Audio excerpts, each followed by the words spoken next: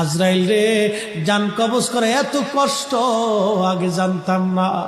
আজরাইল, আমাকে একটু আসানের সাথে তুমি জান কবজ করো।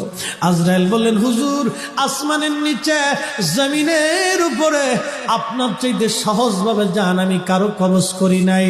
আল্লাহ আমার উপরে করা নির্দেশ, আমার হাবিবের জান কবজ হবে সবচেয়ে বড় আসানে। হুজুর, আমি যদি আপনাকে আসানে জান কবজ না করি, নবী গো, আল্লাহর লানতে আমি ধ্বংস হয়ে যাব।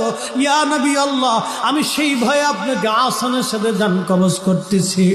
হুজুর গো, আপনি নবীর আগে এবং পরে এত আসানে কারো জান কবজ হয় নাই, হবে না। আল্লাহর নবী ডেকে বলে, আজরাইল, জান কবজ এত কঠিন, এত কঠিন, আমার কাছে কষ্ট হয়। একটা অনুরোধ তোমার কাছে করে দেয় আজরাইল, আমার উম্মতের জান কবজটা তুমি সহজে কইরো। আমার উম্মত গুনাহগার,